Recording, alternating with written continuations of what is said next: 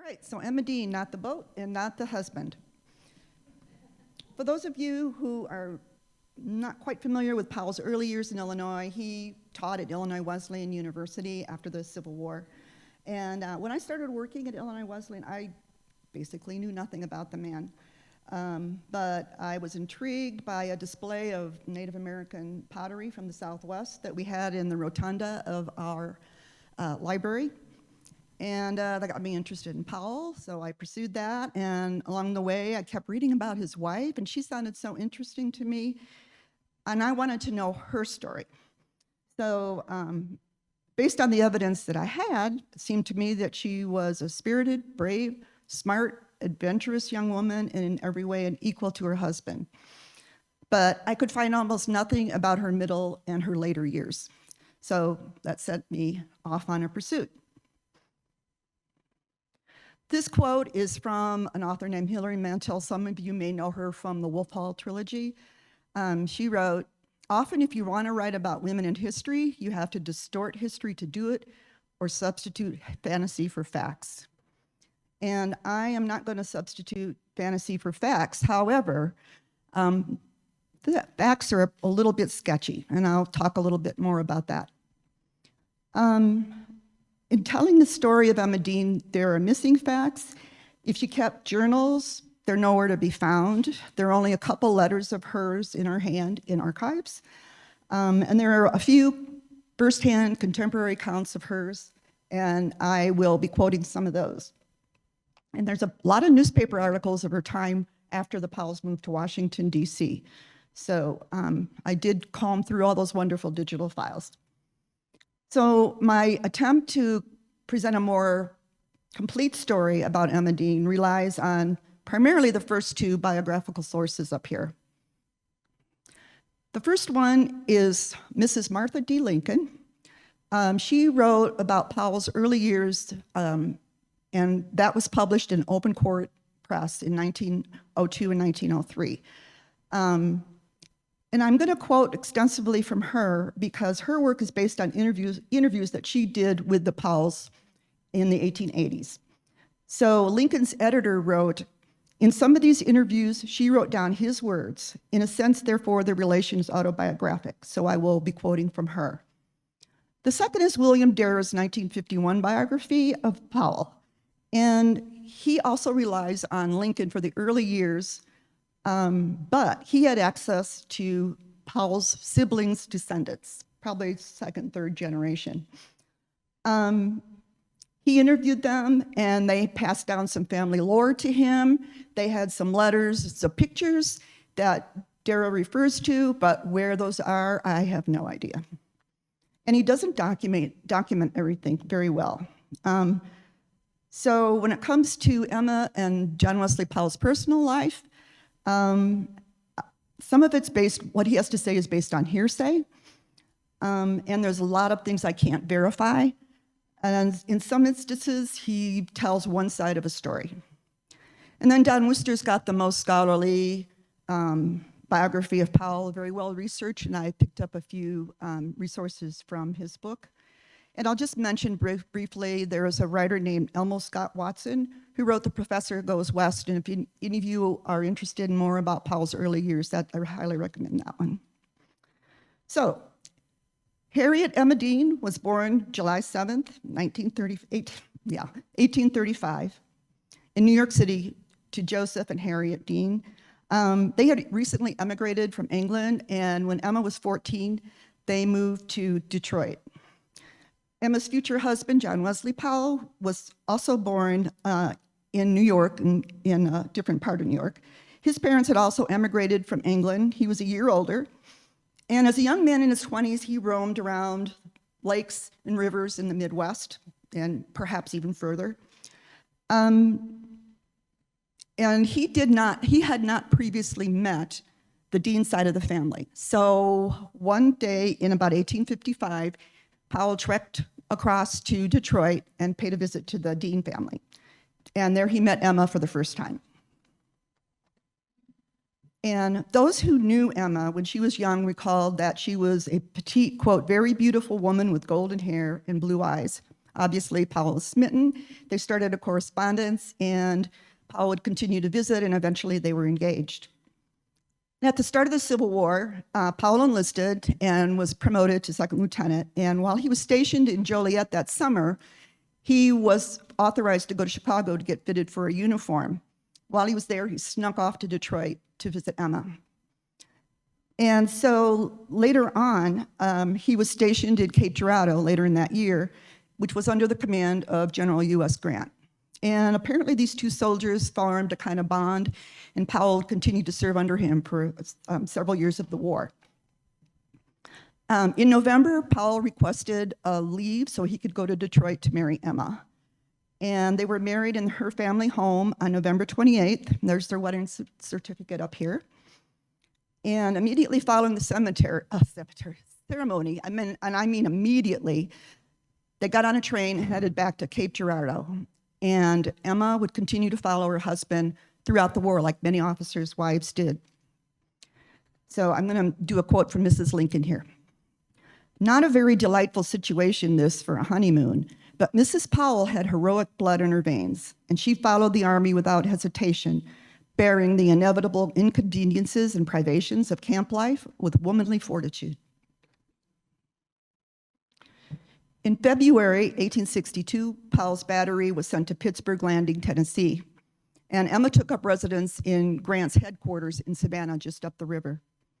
And on April 6th, Powell raised his right arm to give a command. He was mounted on a horse, and a Confederate bullet went through his forearm, and he was severely wounded.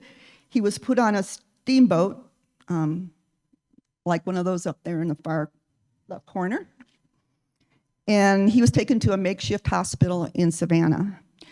Dara says that Emma related a number of personal experiences from the Civil War to family and friends, and they in turn passed these things down to Dara.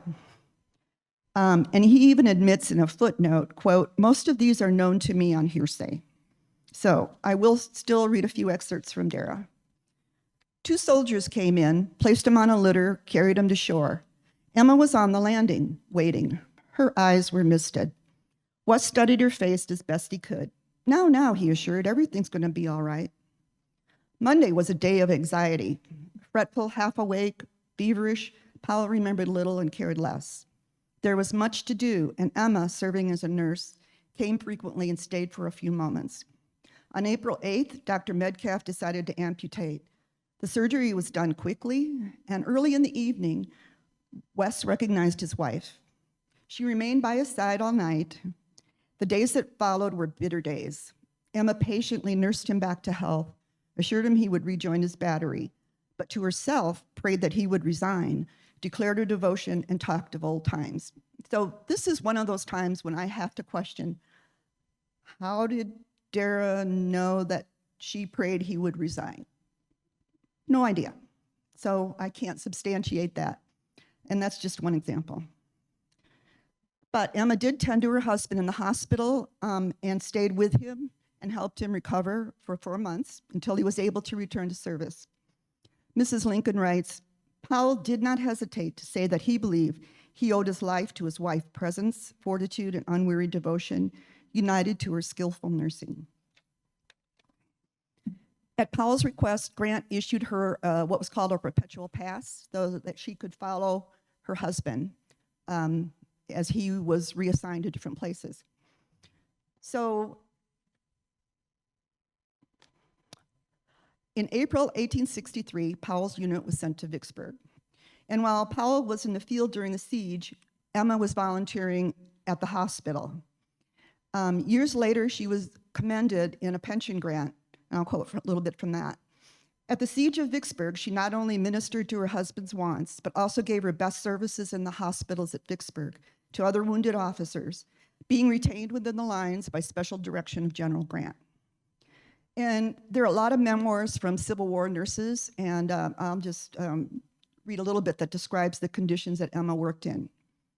The field hospitals of Vicksburg were inundated with men suffering from illnesses associated with the climate and prolonged camps in the same location. Soldiers found the Vicksburg campaign to be an unrelenting misery. Gnats, mosquitoes, Cockroaches joined the rats, mice, and snakes that invaded the men's tents. The summer was unbearably hot and humid. Nurses bathed patients, changed dressings, and administered medications. They read to them, prayed with them, and wrote their letters. So finally, at the end of the war, Mrs. Lincoln writes, "When the surrender finally came, shouts went like a wave through our lines and besiegers. To have heard is never to be forgotten," says Mrs. Powell. To have been there, to have suffered some of the privations and anxieties of those days of weary waiting, she considers to have been among her great privileges. So after Powell was discharged, he and Emma returned to Illinois. They settled in the Twin Cities of Bloomington, Normal, Illinois, where Powell accepted appointment as professor of science at both Illinois Wesleyan University and Illinois State Normal University. And I'll refer to this map in just a minute here. In 1867, Powell was also named curator of the Illinois Natural History Museum in Normal. And that spring, he got permission from the Illinois Board of Education to round up a few students and go on a summer collecting expedition to get things for the museum. So he organized a party of 12. There were 10 college students, Harry Thompson, who was married to Powell's sister, Nell, and Emma, who, as assistant ornithologist, was the only woman. And in late May, Emma and Wes took the train to Council Bluff, Iowa. The railroad wasn't finished yet all the way to the Rockies, so they purchased horses and wagons, followed the Platte River Road to Denver, collecting as they went along the way. A student later recalled their encounter with, quote, wrecked wagons, new-made graves, and deserted sod houses. So from Denver, which is where the star is, they set off to South Park, which is circled in green. And Middle Park is circled in purple, and they'll get there. On July 26th, several of the groups set out to climb Pikes Peak. And this way, Emma became the second documented woman to climb Pikes Peak. Illinois Wesleyan student Joseph Hartzell described the adventure in a letter to his hometown newspaper. 8 of our party had determined to make the trial, among whom was Mrs. Powell. She has uniformly borne the hardships of the trip with a courage and fortitude far beyond that usually attributed to her sex. But now, endurance and fearlessness was put to the test, and I hasten on beyond the order of the narrative to say that the triumph was complete. Mounted as usual when marching upon her white-eyed Indian pony, which evidently is accustomed to the mountain, she kept pace with the rest. Dismounted and climbed when necessary, and in the end, bore the fatigue with hardly an equal.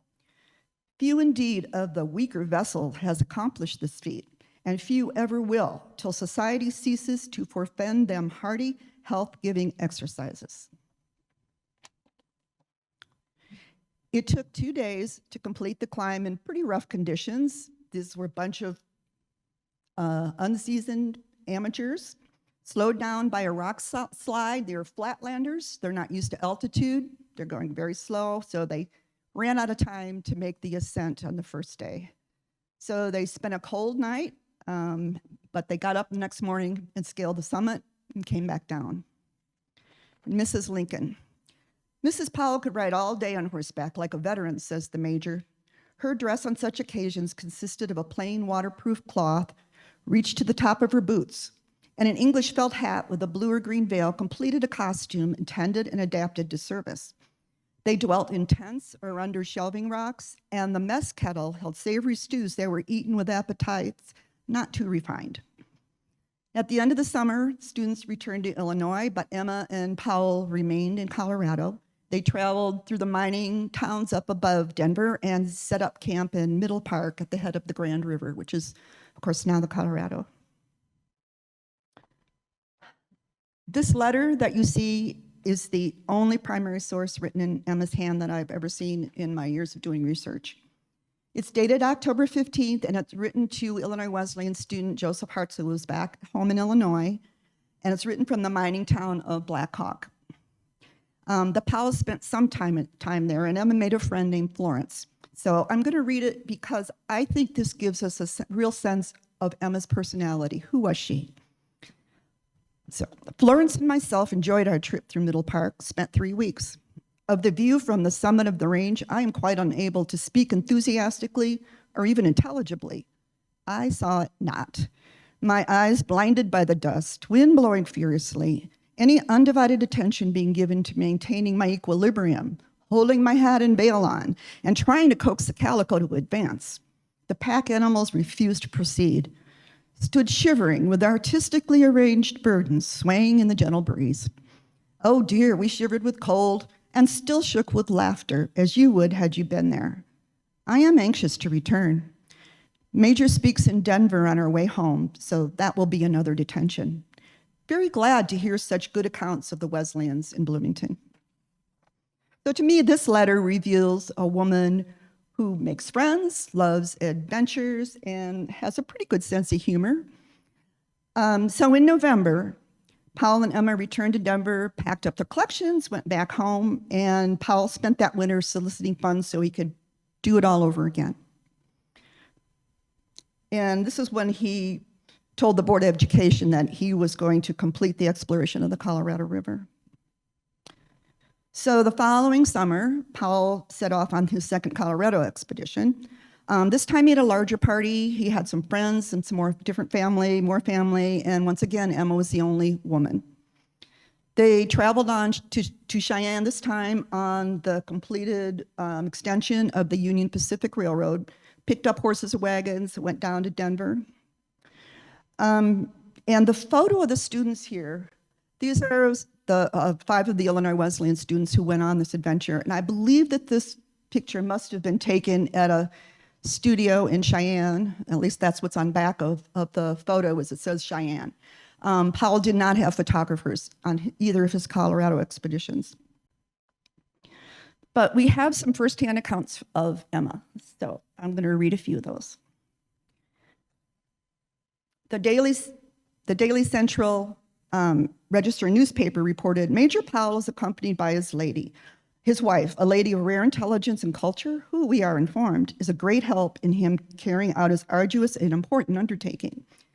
She expresses herself as being charmed with the country and would like to make her home in Colorado. She's the only lady accompanying the expedition. 13-year-old Henry Wood accompanied his father as a member of the party, and in 1825, he recalled, Mrs. Powell was charming, pretty, very lively, and never complained of a thing, which was more than could be said of all the men. I was devoted to her, and she often wanted me to be with her in camp when all others were absent. She was a fine woman, very good to me, and the best of company. And an entry in his father's journal confirms to me that Emma really was always up for an adventure. He says, today, Dr. Wing, Mrs. Powell, and myself made up a party to ascend a mountain to the snow. We had a very interesting ride, some 5 miles up. Took our horses to the top, 11,500 feet above the sea. One of the students later recalled, Major Powell's wife, a most accomplished lady, accompanied the party. She and Captain Powell, the major's brother, were exceptionally good vocalists. Their songs, as we sat by the log heap fires in the mountainside after nightfall, are an accented feature of my recollection of that memorable trip. However, not everyone was happy with the major's take-charge wife. So another student wrote home to a friend back in Illinois that Emma tried to impress on him, quote, that herself and the major commanded the expedition and members, until I announced my intention of leaving when matters changed suddenly and took a much pleasanter aspect, but too late. So he took off.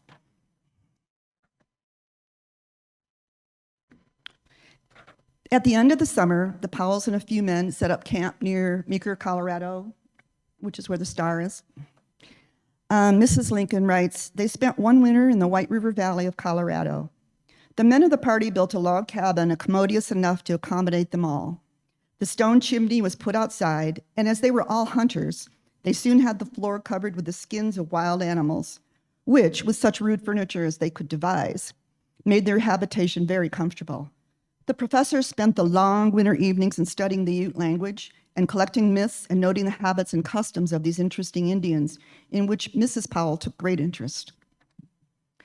And while Wes was off exploring the valleys of the White, Yampa, and Green Rivers, Emma was working with some of the collections. And In a letter to the president of Illinois State University, he boasted that Emma had prepared 175 bird specimens for shipment to the museum in Normal. And these birds, which I just recently was able to see, belong to a large collection of birds and mammals at Illinois State University's biology department. The collection dates back to 1867, and the birds are attributed to Powell, or at least these birds are. But it's not hard for me to imagine that these just might be two of those 175 birds that Emma herself prepared. By the time the Powells returned to Normal the following spring, Wes had resigned his curatorial and teaching positions and was ready to map and survey the great unknown. So after rounding up private funding to pay men and build boats, on May 24th, 1869, Powell sets off down the Green River, Wyoming in his lean boat named the Emma Dean. And while he was on the river, Emma stayed with her family in Detroit. And at the end of June that summer, newspapers picked up a rumor that the entire expedition, Powell expedition, had been drowned in the Colorado River. And a man named Riley claimed to have met a sole survivor, Jack Sumner, a few days later, newspapers ran a story about a man named John Risden who claimed to be that survivor. So Emma picked up her pen, and in a letter dated July 3rd to the Detroit Press, she denounced Risden as an imposter. Now I'll read a little bit of this. I look upon the whole story as a fabrication. I have accompanied my husband for the past 2 years and have but recently left the party. No person bearing the name of John A. Risden has ever been connected with it. His statement that he saw the whole party destroyed on the 8th of May must be untrue, as I have letters up to the 22nd of May. To one at all acquainted with the plans, aims, and minutiae of the expedition, the whole story is glaringly false and betrays entire ignorance of the matter. And then she followed up with another letter to the Chicago Tribune dismissing Riley's claims as well. So what I get from these letters from her own hand is that these are not the warm personal letter that she wrote to Hartzell back in Illinois. These are the woman that knows her mind, knows what she's speaking of, and is not afraid to say so. So at the end of August, when Powell's men reached the Virgin River, he set out to Salt Lake City and then to Chicago to meet Emma and return home.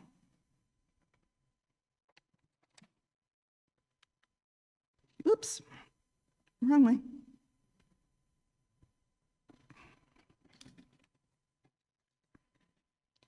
I missed a page too. Okay. So this is the Powell's household in 1870. This is the census record for Normal, Illinois. And it gives us an idea of how close the Powell side of the family was. So we have Powell's brother, Walter H.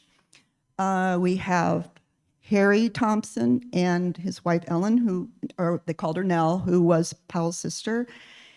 And we have Edward Thompson and Mary Thompson, who are relatives of Harry's. So you can see that this was a pretty tight-knit family at this point. And Emma's trade is listed as boarder. And most of the other women in this census record are listed for their occupation as keeping house. So there's a footnote in DARA that says that while they lived here, Emma had a boarding school for girls. And I've worked with the local historian and the local history society, which are, these are really professional people. We've looked and can find no evidence of this. On the other hand, I have a hard time imagining that Emma was content to be keeping house. And this was the last year that the Powells resided in Illinois. So in April 1871, Powell's back in Green River preparing for a second Colorado River expedition. This time Emma goes with him, and Harry and Nell Thompson come along shortly afterwards. At this point, Emma is 5 months pregnant. Fred Dellenbaugh, the youngest member of the expedition, recalled, Mrs. Powell and Mrs. Thompson spent several days at Green River and rendered much assistance. Of course, Powell again named his lead boat the Emma Dean. On May 3rd, Emma and Nell left Green River and moved to Salt Lake City to remain there while their husbands were out on the river. She was apparently ill during some of her pregnancy, and several times Powell left the river to go to Salt Lake and visit her. In that September, Emma's name appears 2 times in the Salt Lake City Herald. And the first article, headed Women's Suffrage, reads in part, "The undersigned take pleasure in announcing to the citizens of Salt Lake City that by request, the president of the American Women's Suffrage Association has consented to give a free lecture on women's suffrage." And I highlighted Emma and Nell's names on this notice. And this is the first evidence that I have that Emma was indeed an early feminist.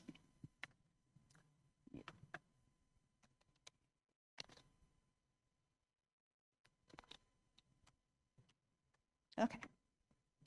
So a few days later, there's another announcement in the paper that born on September 8th, Major Powell of Colorado fame has a daughter named Mary Dean, made a father for the first time last night by Mrs. Powell giving birth to a fine girl at 10 o'clock. Mother and child are doing well. We congratulate the gallant Major. So in November, Emma and the baby and Nell Thompson and her little dog Buzz and a Mormon nursemaid left Salt Lake City to join Powell and the men at their winter camp in Kanab. And this, as you know, was Powell's headquarters for surveying this region. Walter Clem Powell, Wes's cousin, noted, "Cousin Emma has a rather pretty Mormon nurse." The party now numbers 18, including the baby. This photo from the National Anthropological Archives, as you can see, is laid 4 expedition members and women outside tent, but I can make out one woman, and it's probably Nell because there's a little dog, a little white dog down by her feet, but I'm not sure. The Deseret News reported, Major Powell with a party of 14 men and 3 ladies are near here in 2 camps. In my opinion, Kanab will long be a most desirable point and a flourishing settlement. So with women in the camp, there was community singing in the evening around the fire, and sometimes they'd go into Kanab for parties and dancing. And even with the baby, Emma continued to participate in her husband's work. When Powell met with a band of Ute Indians to record their mythology, she took notes and did some sketches with them.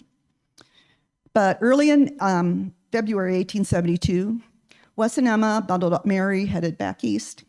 They sold their house in Illinois, moved to Washington. And Emma never returned west. And this is where the trail ran really cold for me. There's little documentation, unlike her early years up to this point, where there's student letters and diary journals from the men who sometimes comment on some of the events that Emma was part of. But I turned, at this point, to digital newspapers from Washington, D.C. And there are a few things that I noted from articles. She did indeed do some of the social things that women traditionally did. And you'll see notices like, Mrs. Powell has open house, on Thursday at noon, and bring your card and come on in. But her social circle also consisted of women who were involved in philanthropic and educational causes. She continued with singing. She was a featured singer at her church and supported a variety of music events. She was a trustee of the Washington Training School for Nurses, so she kept that interest going. And I love this article on the left. Some brainy women, the important work that is done by the, I can't pronounce it. It's an acronym that stands for Wives, Mothers, Daughters, and Sisters. And this was a national organization. Members included prominent women like Susan B. Anthony and Clara Barton. And I'll read just a little from the article. Previous to 1890, there was in the city no association for educational, sociological, and beneficent purposes to whose membership and benefits all women were eligible. The demand for something broader and higher was deeply felt, especially by ladies who came here as strangers and found themselves isolated in a city full of intellectual and warm-hearted women. And I have to think that this may well describe Emma when she first came to Washington, D.C. and really didn't know anybody, would have found herself isolated, and having left this life of great adventure and come into this city where the bureaucracy was ruling. The other article featured Emma as one of several women who made contributions to science, women who served science, the Minervas of Washington. Mrs. Emma Dean Powell bears a name made eminent in science annals by her husband, but she is fairly entitled to a dower right in the fame by the aid she has rendered him through her sympathetic and helpful companionship. She has, besides, done some independent work, and a number of anthropological specimens in the Smithsonian Institution bear her name. And I might add that I think these articles and a number of others were written by Mrs. Lincoln herself, because she was a professional journalist, and she was in the same social circle as the Powells. Their names come up together quite often. And as far as the remark about some of her specimens being in the Smithsonian bearing her name, I don't have direct evidence of that, but I really wouldn't be surprised. We know she worked on specimens, and when Powell left Normal, he took some material from the museum, some of these specimens with him, gave them to the Smithsonian. This is a whole other story. The president of Illinois State University was pissed off, wrote a letter to the Smithsonian, said, give us our shit back. So, so what happened was they kept the Powell stuff and sent back some of their duplicate items that they had to Illinois State University and the museum. So, in 1890, Emma was appointed as a District of Columbia representative to the Board of Lady Managers for the 1893 Columbian World's Exposition in Chicago. Her name's on the program. I have no idea whether she got there. I don't have any record of that, and I kind of doubt it. In 1895, Emma was a district appointee to another exposition, the Cotton States and International Exposition in Atlanta. And I have to say, I love this headline. Sex to count as nothing, one standard for women and men's work at Atlanta. And then just a little quote. Unlike the role of women at the 1893 World's Fair, the coming exhibition would place women's work on exact equality with that of men, having them considered by the same standard, by the same judges, in the same manner, competing alike for the same awards without distinction as to sex. So skipping ahead here, because I really couldn't find anything else. In 1896, Wes, Emma, and Mary began to spend their summers here at the Haven in Maine. It was a summer colony. And that cottage is what it looks like today. I haven't been there, but this is a recent photograph. And in January 1902, Powell suffered a severe stroke. At this time, Emma was in France with Mary, and a couple of her biographers say that she suffered from some illnesses, possibly some nervous illnesses or whatever terms they might have used in the 19th century, possibly some kinds of mental illness, I don't know. So when they returned to the States, the whole family retired to Haven, and that's where Powell passed away on September 23rd. Mary and Emma accompanied Powell's body back to D.C. They held the funeral in their home on M Street, and he was buried at Arlington National Cemetery. Powell's will left all of his possessions of every description to my beloved wife, Emma Dean Powell. So Emma was left without any income except for a small Civil War disability pension. And she sent a note to a close family friend, Alexander Graham Bell, and asked him to please write a letter to the Committee on Pensions in support of raising her pension. So I'll quote a little bit from that pension request. And oh yeah, actually this was a bill that went before the House of Representatives. And it says, during most of his military service, she kept near him, and it is due to a large extent to her loving care and intelligent nursing that Major Powell was able so soon after the amputation of his right arm to rejoin his command in the field and render valuable and conspicuous service to his country in his campaigns during the nearly 3 years of his Army life which followed. Mrs. Powell is left with but little for her support and needs the pension proposed in this bill to supplement what she has for an adequate sustenance in her declining years. So they raised her pension from $30 a month to $50 a month. Emma remained for most of the rest of her life in the Powell home on M Street with daughter Mary. Mary never married, so there are no direct descendants, and that's pretty important. After a long illness, Emma died March 13, 1924, at the age of 89, and she's buried also at Arlington National Cemetery with her husband. And thanks to a really helpful article by Cindy Stafford, who spoke a couple days earlier, in the summer 2020 issue of the Old Pioneer, I learned that Mary had taken up her mother's feminist cause. She joined the National Women's Party, she participated in protests, and she served on the district branch executive board.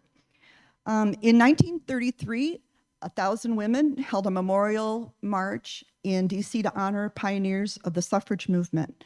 And I'll read just a clip from the article. Banners to be carried. The pioneer women who will be honored at this memorial included those who opened doors not only of political opportunity, but of education, of professions, and of public service to women. So these banners were carried in the parade to honor women who had died. And this, with Emma's name on it, was most likely carried by her daughter Mary. And the banner is now preserved in the National Women's Party textile collection, so thank you, Cindy. At the beginning of my talk, I mentioned I had many questions, and I still do, because after Wes's death, rumors and innuendos about his marriage circulated. The next-door neighbor at the Haven in Maine left a memoir, and he wrote that the major had, quote, remained unruffled when a woman's shrill speech was dinning in his ears. Dara implies that there was a very serious falling out between the Powell siblings and Emma. And in a footnote, he writes, I have many recollections and reminiscences of Emma Powell. Some of these concern intimate family affairs, others less so. But no worthy purpose would be served by perpetuating them. A few pages later, he writes about the close ties to the Powell siblings.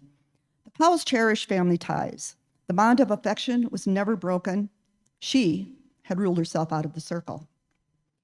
And Don Wooster, in his biography, builds on Dara's implications. And according to Wooster, rumors floated about that Emma had increasingly become a termagant who abused and upbraided her husband. Powell's family pulled Brother Wes away from his less than successful marriage and into their warm-hearted parlors. And he does cite a letter in which her brother-in-law, Harry Thompson, writes of Emma that her, quote, treatment of the major in the later years of his life has been damnable. Sometime I'll give you facts which will make your blood boil. And that was a letter sent to Dellenbaugh. Yet of his own brother, Harry wrote, he was not all saint. He could lie on occasion, be generous one moment and contemptible mean the next. In turn, Emma thought Thompson had been distinctly disloyal to her husband and tried to keep his name off of any Powell monuments. It was probably real. There was a letter that was written that Wooster dug up, and it's probably related to the Powell Memorial at the Grand Canyon. In turn, Emma thought Thompson had been distinctly disloyal, right? So Powell himself was rumored to have had an affair with his secretary. I don't know, if you've seen Powell in his old age, I kind of wonder about that. A scientist who worked with Powell described him as stern-faced, sneering, humorless, inelegant, impolite. And he may well have been a difficult man to live with. So there are, in conclusion, there are many unknowns. There are few avenues left. But I did track down the woman who owns this oil portrait, which hangs in their summer cottage in Michigan. She's the great-grandniece of Emma's. And so we talked and emailed, and she was really excited to know somebody was working on trying to dig up more about her great aunt.